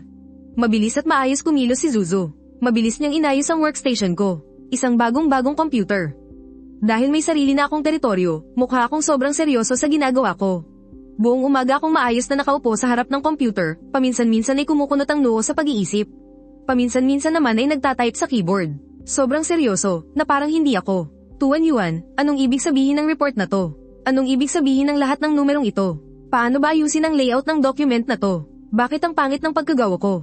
Hindi naman to tinuro sa eskwela. Ngayon ko lang to nakita. Ang baduy naman ng PPT template na to. Ang papangit pa ng kulay. Dahil naniniwala ako sa prinsipyong sariling sikap, palihim muna akong nag-search sa cellphone ko. Kapag hindi ko na talaga maintindihan, emergency call agad kay Kunyuan para magpaturo. Kahit na nagkandaw-gaga ako buong araw, nagawa ko pa ring tapusin ng maayos ang ilang mga basic na gawain. Prinint ni Zai Yaxi ang dokumentong ipinasa ko at tinuro ang ilang bahagi gamit ang dulo ng kanyang ballpen. Walang sense ang logic dito at hindi tama ang data na ginamit mo rito. May mga format na hindi sumusunod sa pamantayan ng kumpanya. Lumapit ako at pinanood siyang ipaliwanag ito habang iginuguhit sa papel. Hindi ko na malayan, sinusundan ko na ang paraan niya ng pag-iisip, pinapanood kung paano niya i-demonstrate, binago, at inayos ang mga mali. Inaaral ko ang loika niya sa pagresolba ng mga problema. Sa labas ng bintana, unti-unti nang dumidilim. Tumunog ang alarm para sa uwian ng eksaktong alas 5. Ako, na kanina lang ay buong-buo ang atensyon sa trabaho, ay biglang nabuhayan ng dugo at nagliwanag ang aking mga mata. Sa bilis na parang kidlat, sinabi niyo ko ang file at pinatay ang computer. Ang lahat ng kilos ko ay tuloy-tuloy at walang mintis. Napahiyaw ako sa tuwa, tumayo at akmang tatakbo na palabas. Kyo Chen, hindi ko na kailangan ng mga suhestyon mo. Bukas na lang natin ayusin yang tungkol sa labor law. Oras na para umuwi, mabilis akong tumakbo palabas ng opisina. Iniwan ko ang mga kasamahan kong tahimik na nakatingin ng mainggit. Sino ba naman ang ayaw umuwi sa tamang oras? Pero napakaikli lang ng kalayaan ko. Paumanhin po, sir. Espesyal na utos po ni Ma'am Zai na hindi kayo maaaring umalis ng kumpanya ng mag-isa. Bumalik ka, tapusin mo muna ang pag-aayos ng mga dokumento bago ka umalis. Tapos na ang oras ng trabaho. Dapat triple ang bayad nito bilang overtime. Bilang isang empleyado na mas maaga pang umuwi kaysa sa boss sa ibang kumpanya. Matagal ka ng sinibak. Hawak ang cellphone ko, muli akong lumingon sa napakataas na elevator at walang ganang pumasok ulit. Muling umilo para sa akin ang ilaw sa pinakatoktok ng elevator. Uwi na tayo. Ayoko ng overtime. Sumunod ako kay Zai Yaxi papasok sa elevator. Mas tahimik ngayon, habang nagmamaneho si Zai Yaxi pa uwi sa mansyon ng mga Zai. Gabi na, matagal nang nakahanda ang hapunan na inihanda ni Yaya Liu. Ang umuusok na 6 na putahe at isang sabaw ay nakahain na sa mesa, na nagbibigay ng pakiramdam ng isang simpleng lutong bahay. Tahimik kaming dalawang natapos kumain. Dumiretso ako sa master bedroom para ipagpatuloy ang paglalaro sa Siago, habang si Zai Yaxi naman ay pumasok sa study para asikasuhin ang trabaho. Hindi nagtagal, nag-vibrate ang cellphone niya. Labas tayo, inom tayo. Nabalitaan kong isinama mo raw ang mister mo sa opisina ngayon. Anong meron? Hindi ako pupunta, walang anuman. Huwag mo kong lokohin. Nagkasama kayo ng mapayapa sa buong araw. Walang away, walang cold war. Mas himala pa yan kaysa sa pagsikat ng araw sa kanluran. Oo, buti na lang nagka-amnesia siya. Naiinis na si Zai Yaxi. Mabilis siyang nag-reply ng ilang salita at hindi na ito pinansin pa. Pagkalipas ng isang oras, tumunog ang doorbell. Binuksan ni Yaya Liu ang pinto, at nakita si Gunyan niya na nakangiting nakatayo roon. Miss Zai, nandito na ako sa bahay ninyo. Nag-message si Gunyan kay Zai Yaxi na nasa itaas. Nasaan ang mister mo? Ang kulit mo talaga. Napatingin si Zai Yaxi sa nakasaradong pinto ng master bedroom. Dadayo pa talaga rito para lang sa kaunting chismis. Syempre naman, isang himala na hindi kayo nag-away. Gusto ko talagang makita mismo. Umupo ng tuwid si Gunyan habang kumikinang ang kanyang mga mata. Walang emosyong sinabi ni Zai Yaxi, hindi naman kami mga unggoy sa zoo. Para pasyalan mo pa talaga. Teka nga pala. Di ba't patay na patay si Chen doon kay Yuan Tian? Bakit bigla siyang nagbago? Huwag mong sabihing naloko ka na naman niya. Noon, gumawa ako ng malaking iskandalo sa buong syudad para kay Yuan Tian. Si Gunyan, bilang pinakamatalik na kaibigan ni Zai Yaxi, ay madalas siyang sinamahan uminom para malimutan ng problema, kaya natural lang na may sama pa rin siya ng loob. Isang bahagyang lambot ang dumaan sa mga mata ni Zai Yaxi. Nagka-amnesia siya. Noong huli, nagkunwari rin siyang masakit ang ulo at may amnesia para lokohin ka at makuha ang simpatsya mo. Nag-level up na ang diskarte niya ngayon. Totoo na ngayon, hindi na nga niya maalala kung sino si Yuan Tian. Paano kung gumaling lang ang pag-arte niya? Yaxi, huwag ka na sanang magpaloko ulit. Hindi pa siya natatapos magsalita nang may marinig silang mahinang pagbukas ng pinto mula sa ikalawang palapag.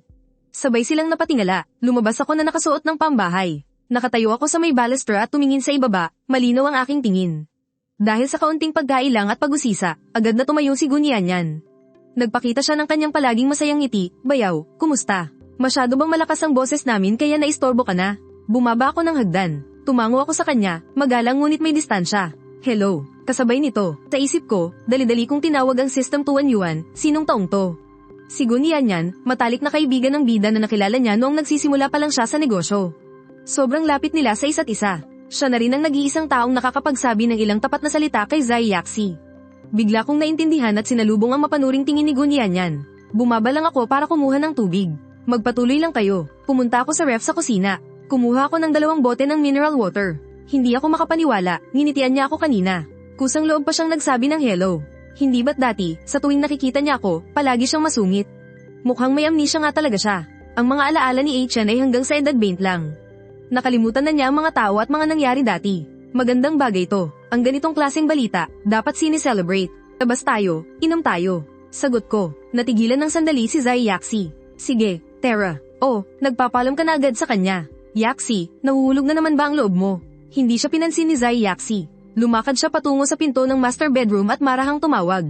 Narinig mula sa loob ang medyo di malinaw kong boses. Pagbukas niya ng pinto, ako'y nakaupo ng cross-legged sa sofa habang mabilis na dumudulas ang mga daliri ko sa screen ng cellphone.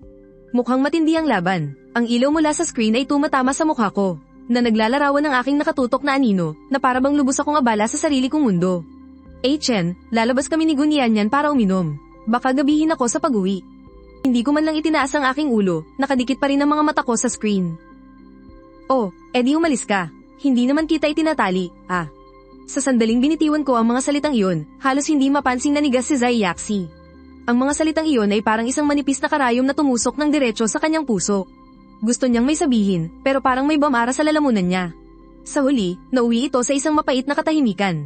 Wala siyang nasabi, binigyan niya lang ako ng isang malalim na tingin, pagkatapos ay dahan-daang isinara ang pinto. Sa bar, malabo at madilaw ang mga ilaw, at ang mababang tunog ng musika ay dumadagundong sa tenga. Walang imik si Zai Yaxi, sunod-sunod na ininom ang 2 baso ng matapang na alak. Dahan-dahan lang. Ano bang nangyayari sa'yo? May problema ba? Nang itaas niya ang 2 baso sa kanyang labi, tiningala ni Zai Yaxi ang ulo at inubos ang laman nito. Siguro hindi ko siya dapat kinukulong ng ganito. Pinoprotektahan mo kaya siya. Dati, sa tuwing hahayaan mo siya, dumidiretso agad siya kay Yuan Tian. Di ba ang dami niyang ginawang gulo? Hindi ba't palagi na lang ikaw ang nag-aayos ng gulo niya? Ngayong may amnesia na siya. Hindi natin alam ang sitwasyon, kaya kailangan mong maging mas maingat. Paano kung gumawa na naman siya ng gulo? Ayaw niyang kinukulong ko siya. At hindi niya rin ako gusto.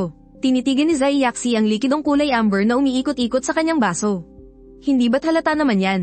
Ang maganda nga lang, hindi na siya gumagawa ng gulo ngayon. Kaya naman medyo matahimik na ngayon. Dahan-dahan lang. Hindi dapat minamadali ang pag-ibig. Pero parang hindi ito narinig ni Zai Yaxi. Muli niyang pinuno ang kanyang baso. Umiling na lang si Gunianyan. Alam kong ako na ang itinakdang maging kasama niya sa inuman ngayong gabi. Ang pambihirang itsura naming dalawa ay matagal nang nakakuha ng atensyon ng marami. Hindi nagtagal, isang lalaking matikas ang tindig at may hawak na baso ng alak ang lumapit.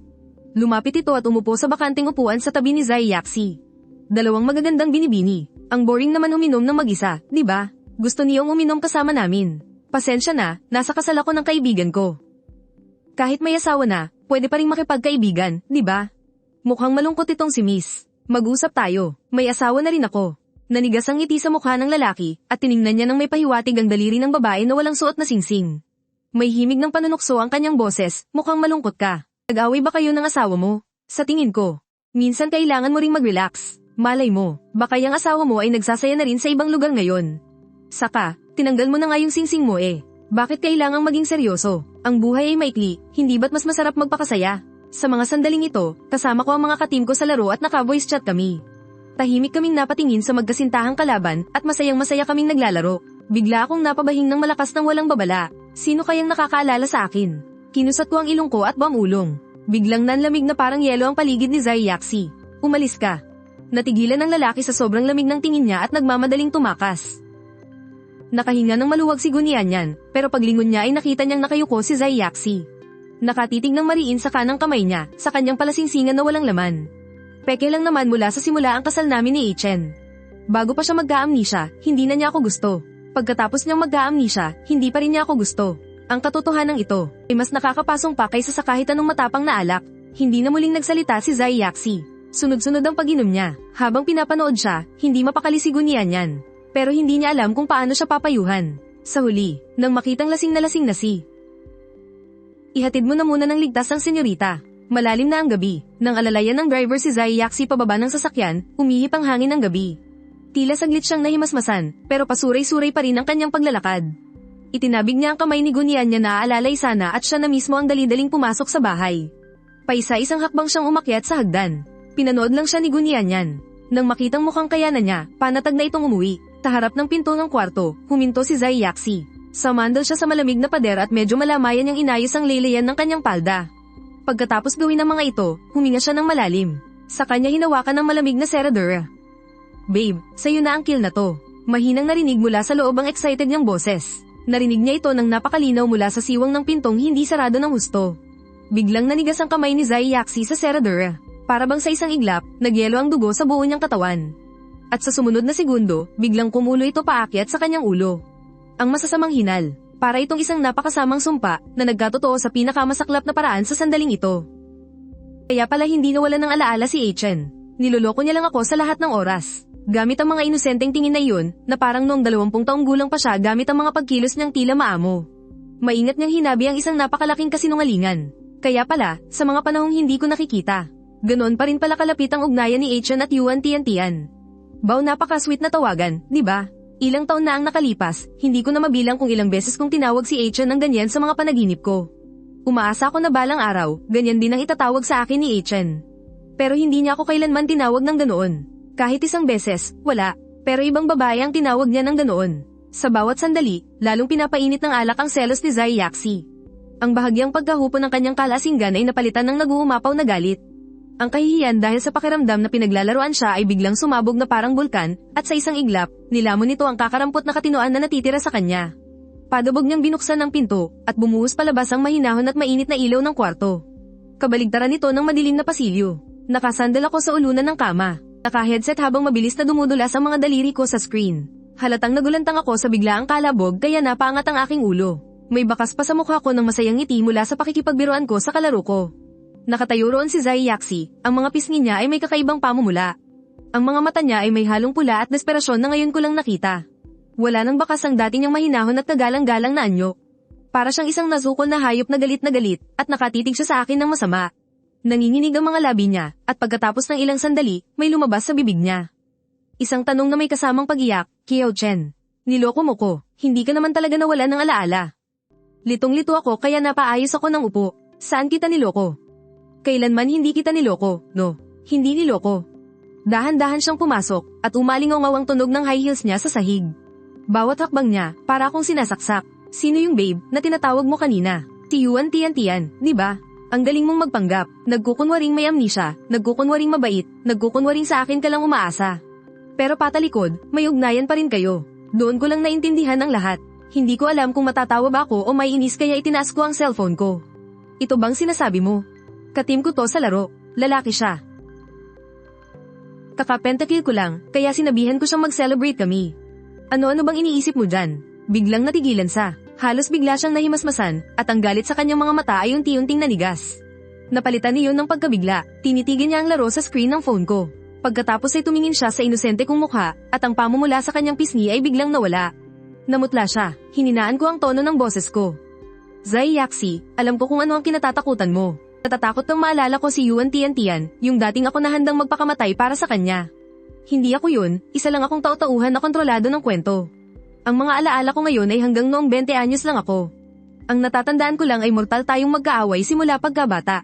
Umiwas siya ng tingin, bahagyang nanginginig ang mga balikat niya, at ayaw niya akong tingnan. Pero hindi na siya tumutol pa. Bumangon ako sa kama at humarap sa kanya. Yung dating ako na handang magpakamatay para kay Yuan Tiantian, hindi ako yun. Isa lang akong tau-tauhan na kontrolado ng kwento. Ang mga alaala ko ngayon ay hanggang 20 anyos lang. Ang natatandaan ko lang ay mortal tayong magkaaway simula pagkabata. Naaalala ko noong sports fest, nanalo ako sa takbuhan pero na-spray ng paa ko. Ikaw yung umalalay sa akin papuntang klinik habang sinisermonan mo ako buong daan.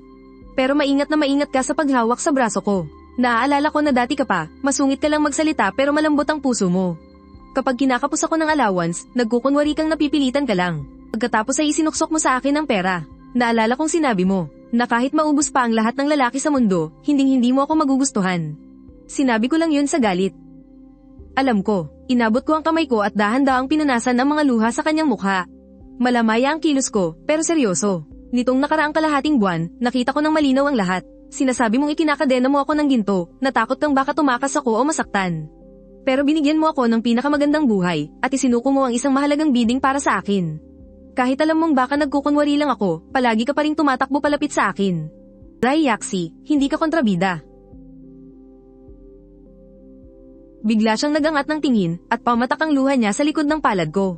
Nag-iinit, talaga bang hindi mo nahahanapin si Yuan Tian-Tian? Bakit ko naman siya hahanapin? Isang taong pinaasa lang ako. Ginamit ako at ang pamilya Zai para umangat, at ni isang tapat na salita ay hindi maibigay sa akin. Sira na siguro ang ulo ko para bumalik pa sa kanya. Hindi ako yun dati. Ngayon, ako na ang sarili ko. Iiwasan ko na ang mga taong basura. Host, ang galing mo. Naayos na ang hindi pagkakaunawaan.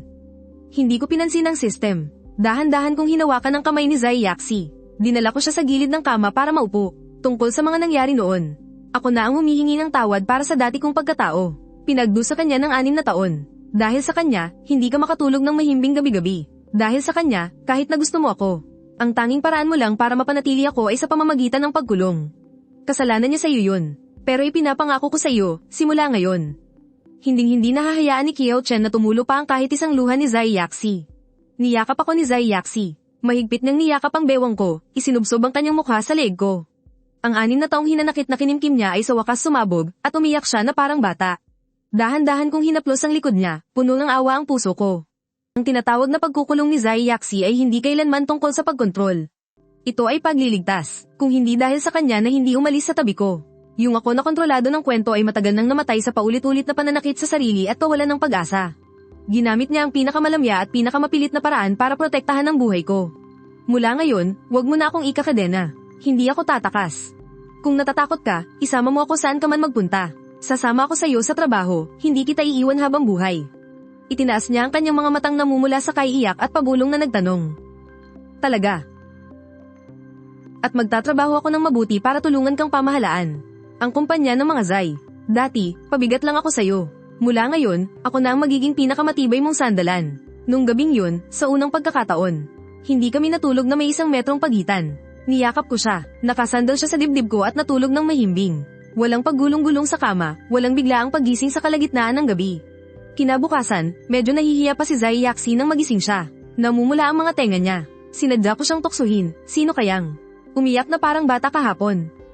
Sinaman niya ako ng tingin, pero wala na ang dati niyang malamig na pakikitungo. May kasamang kartihan, huwag mo nang banggitin. Pagkagising ko, agad kong pinakuha sa mga bodyguard ang lahat ng gintong kwintas sa bahay. Mula ngayon, gagamitin ko ang tunay kong pagmamahal para atali ka, mas matibay pa yan sa kahit ano. Sa mga sumunod na araw, lubusan akong nalunod sa totoong trabaho. Mula sa hindi man lang pagkakaintindi sa mga report sa simula, hanggang sa unti-unting pag-aaral ng business knowledge kasama si Zai Yaxi. Sa pag-asikaso ng mga gawain sa kumpanya, napakabilis ng progreso ko. Sobrang pasensyosa ni Zai Yaxi sa pagtuturo sa akin, at ako naman ay talagang nagsisikap. Gusto ko lang siyang tulungang gaman ng pasanin niya, para hindi na niya kailangang akuin ang lahat ng mag-isa. Samantala, si Yuan Tian-Tian, sa huli ay pinagbayaran din ng kanyang kasakiman at pagkamakasarili. Nabigo ang proyekto sa government bidding. Hindi lang niya nakuha ang puhunan mula sa pamilya Chi. Nagkabaon-baon pa siya sa utang, at naisangla ang mga share ng Yuan Corporation. Ang ama niya, na mas pinapahalagahan ng pera kaysa sa pamilya, ay nakitang tuluyan na siyang nawalan ng kapangyarihan. Agad nitong inalis ang lahat ng karapatan niya sa kumpanya at sinuportahan ng ibang anak para pumalit sa pwesto. Tinalikuran ng lahat si Yuan Tian-Tian, at ang dating karangyan niya ay tuluyang naglaho. Sa huli, wala siyang nagawa kundi ang umalis ng Heishi ng hiyang-hiya, at hindi na kailanman nakagulo pa. Nang malaman ko ang balitang ito, bahagya lang akong napangiti. May kaukulang kabayaran ng lahat ng kabutihan at kasamaan. Ang kinahinatnan niya ay resulta ng sarili niyang mga hakbang. Hindi niya masisisi ang iba. Nang muling bumisita si Gunianyan sa bahay ng mga Zai, nakita niya kaming magkatabi ni Zai Yaxi sa sofa. Pinagbabalatan ko siya ng dalandan. Nakasandal siya sa balikat ko habang nagbabasa ng dokumento, para kaming isang larawan ng payapang buhay. Tagulat ay halos maibugan niya ang tsaa sa bibig.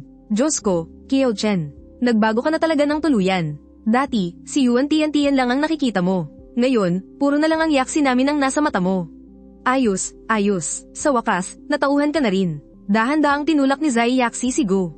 Niyan, pero may ngiti sa kanyang mga labi. Huwag kang magsalita ng kung ano-ano. Hinawakan ko ang kamay ni Zai Yaxi. Seryoso kong sinabi, ako ang nabulag dati. Ngayon, malinaw na sa akin kung sino ang taong tunay na karapat-dapat kong pahalagahan. Host, matagumpay na natapos ang unang yugto ng misyon. Naabot na ang standard ng mga body health indicator. Ikalawang yugto ng misyon, protektahan si Zai Yaxi. Nagsimula na, naipamahagi na ang reward na blind box. Nabuksan ang husband and wife in unison buff. Mula ngayon, iisa na ang tibok ng puso ninyo. Hindi na magkakaroon pa ng hindi pagkakaunawaan. Haha, lumipas ang mga araw. Unti-unting bumalik sa normal ang timbang ko. Hindi na ako tulad ng dati na butot balat. Ang buong pagkatao ko ay puno ng sigla at enerhiya. Lalong lumalim ang relasyon namin ni Zai Yaxi. Mula sa pagiging parang aso't pusa noong bata pa kami, naging mga mangingibig kami na hindi mabubuhay kung wala ang isa't isa. Sa ilalim ng aming magkasamang pamamahala sa Zai Corporation, ito ay lalong umunlad at patuloy na lumawak. Naging nangungunang kumpanya ito sa Heishi. Ang mga shareholder na dating nagdududa kay Zai Yaxi, ngayon ay walang tigil sa pagpuri sa akin. Isang weekend, dinala ko si Zai Yaxi pabalik sa dati naming universidad. Habang naglalakad sa mga pamilyar na daanan sa campus, pinagmamasdan ng mga estudyanteng naglalakad. Para akong bumalik sa taong 20 taong gulang ako. Huminto ako sa paglakad. Seryoso kong tiningnan si Zai Yaxi at lumuhad sa isang tuhod. Mula sa aking bulsa, inilabas ko ang isang diamond ring. Ito ang binili ko gamit ang unang sahod na kinita ko. Noong 20 taong gulang si Zai Yaxi, sa spray ng paa ko, ay nalalayan mo akong maglakad sa daan na ito. Ngayong 26 na taong gulang na ako. Gusto kong hawakan ang kamay mo habang buhay. Ang nakaraang kasal ay dahil lang sa sama ng loob, isang pagliligtas, isang aksidente. Ngayon, gusto kitang pakasalan dahil mahal kita. Pakakasalan mo ba ako? Namasa ang mga mata ni Zai Yaxi. Buong lakas siyang tumango, garagdalang boses. Payag ako. Isinuot ko ang singsing na diamante sa kanyang palasingsingan, tumayo at niyakap siya. Mula ngayon, wala nang mortal na kaaway, tanging ako at ang asawa ko na lang. Habang buhay, hindi mag-iiwanan. Tatanda ng magkasama, huling misyon ng host, kumpleto na. Ang grand prize na tatanda ng magkasama ay activated na. Naway maging maligaya kayo ni Zai Yaxi habang buhay. Isang ligtas at maayos na paglalakbay. Habang yakap-yakap ko siya, puno ng kasiyahan ng puso ko. Akala ko ay isa lang akong puppet na nakakulong sa isang nobela, na ang tadhana ko ay nakasulat na. At patungo lang sa isang trahedya. Pero ngayon, alam ko na. Basta't mananatili kang tapat sa iyong puso at pahahalagahan ng isang tunay na damdamin. Makakawala ka sa lahat ng gapos at mamumuhay sa paraang gusto mo. Ginamit ni Zai Yaxi ang 6 na taon ng pagpupursige at pagprotekta para hintayin ang pagbabalik ng tunay na ako. Gagamitin ko ang natitirang buhay ko, ang aking lamang at pagsama, para suklian ang lahat ng kanyang hinanakit at paghihintay. Sa kalaliman ng gabi, pinagmasdan ko si Zai Yaxi na mahimbing na natutulog sa tabi ko. Dahan-dahan kong hinalikan ang kanyang noo. Ang mapakasalan ka sa buhay na ito. Ang pinakamalaking swerte para sa akin, si Kiao Chen. Mula ngayon at habang buhay. Ikaw ang unos, ikaw rin ang kapayapaan. Ikaw ang kahirapan, ikaw ang karangyan. Ikaw ang lamang sa kaibuturan ng puso ko.